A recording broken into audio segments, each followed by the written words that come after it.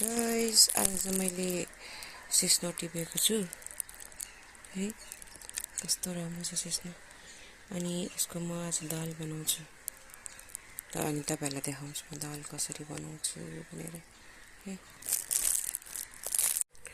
guys मैले सिस्नो धोइसकेको छु अब अनि सबैको आफ्नो आफ्नो स्टाइल हुन्छ पकाउने यो चाहिँ कालो दाल म चाहिँ के गर्छु भने पहिला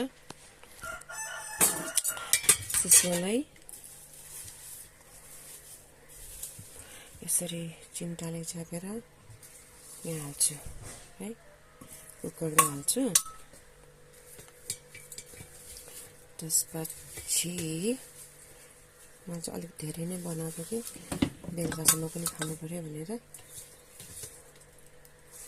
अनि आज शनिबार हो नि त आज मेरो छुट्टी छ अनि आजको दिन चाहिँ अलिकति फ्री भएर पकाउने अनि त्यसपछि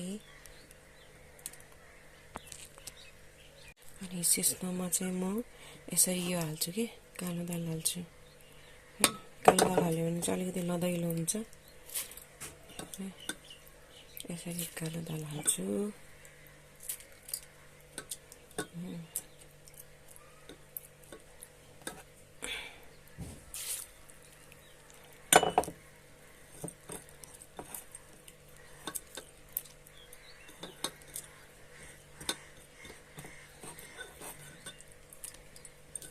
त्यसपछि म यसमा थोरै पानी हाल्दिन्छु जुन हामी दाल पकाउँछ नि त्यही अनुसारले नै म पकाउँछु कि पानी हाल्छु अलिक मजाले हाल्नु पर्यो अनि त्यसपछि म हाल्छु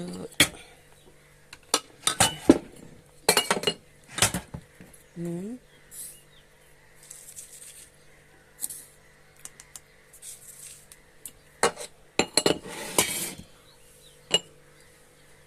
त्यसपछि बेसार